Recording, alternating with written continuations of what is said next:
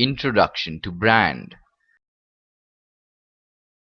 We all know that a brand name is used by the marketeers because of the roles it can perform. But do we all know what actually a brand is? In first lesson of brand management, we will discuss brand concept, describe characteristics of a brand, understand brand creation through different modes, explain branding history.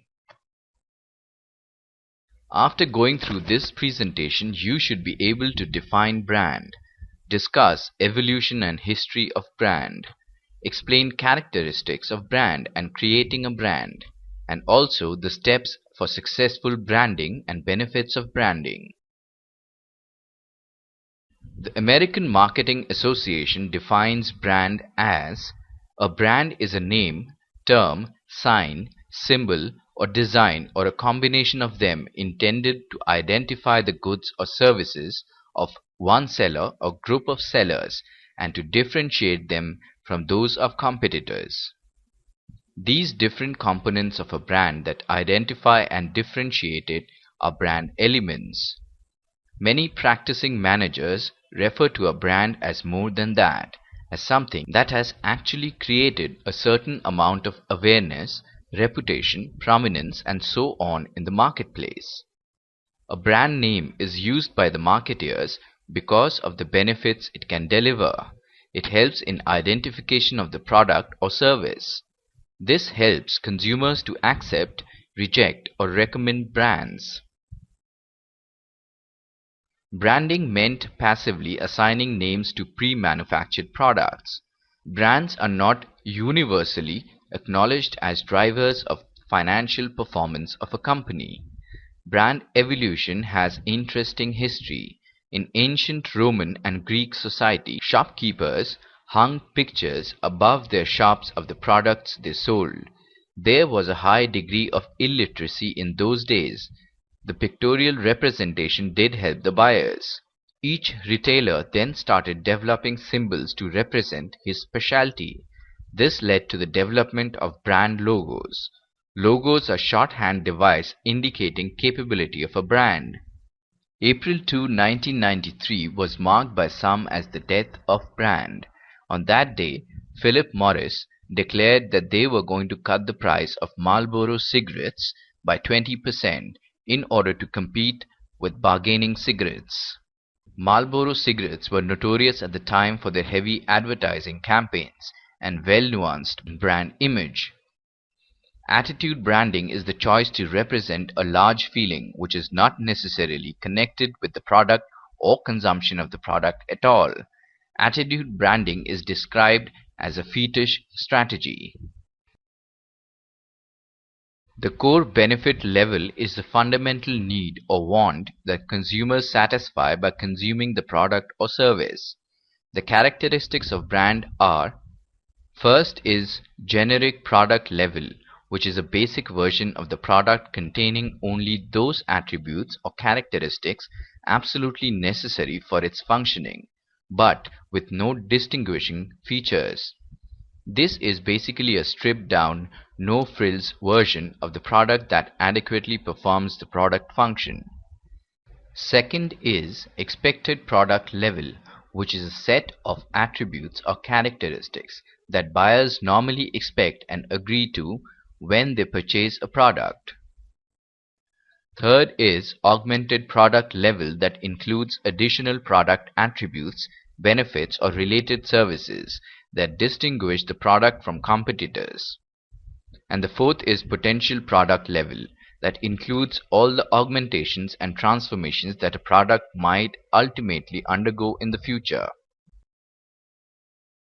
A brand is a promise of the seller to deliver a specific set of benefits or attributes or services to the buyer. Creation of brand through goods.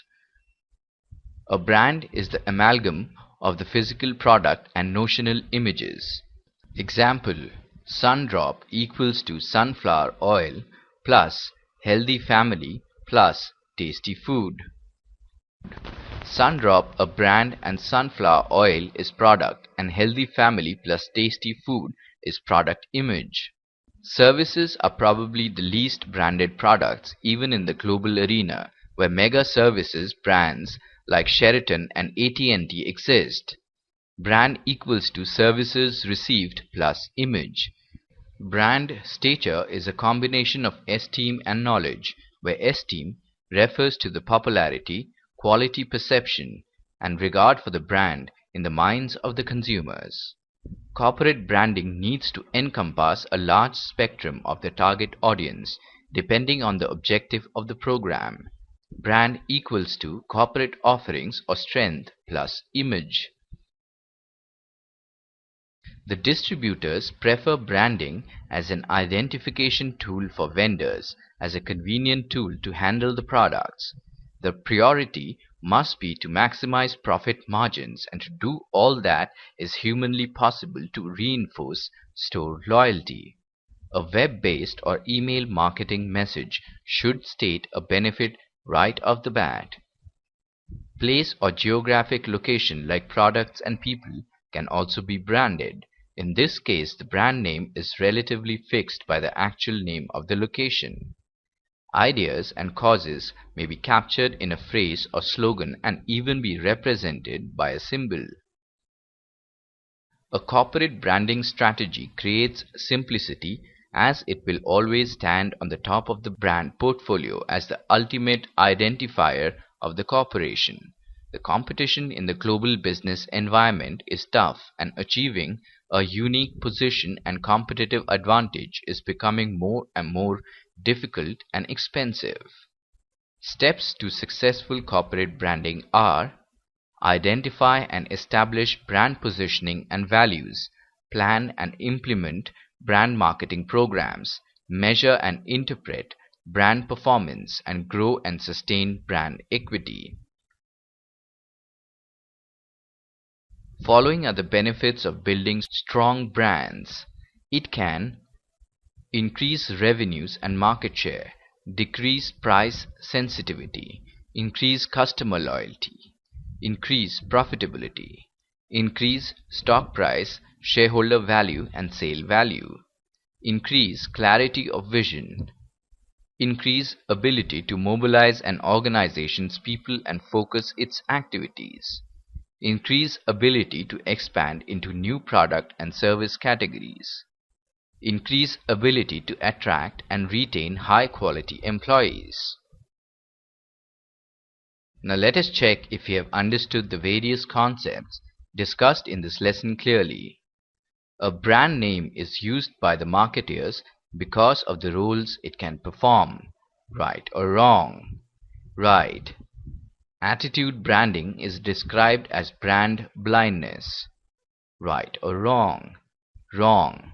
Brands are not universally acknowledged as drivers of financial performance of a company.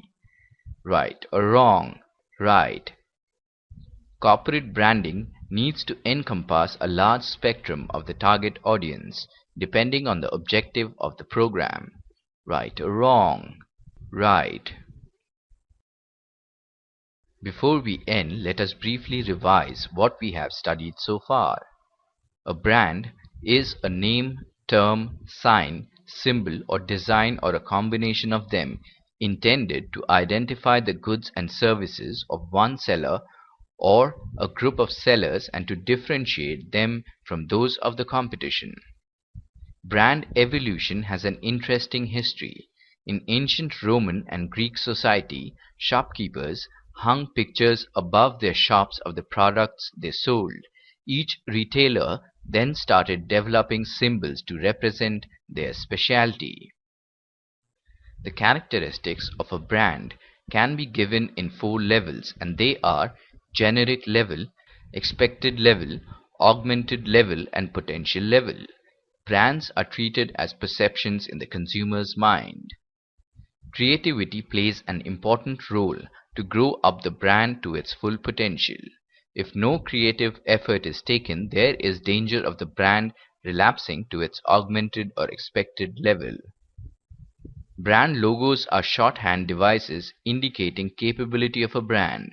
In the purchase process, consumers seek values of the brand's capability. They evaluate a brand perceptually against criteria such as reliability, feel-good factor, superiority to other competitive brands, etc. The benefits of building strong brands are increased revenues and market share, decreased price sensitivity, and increased customer loyalty, etc.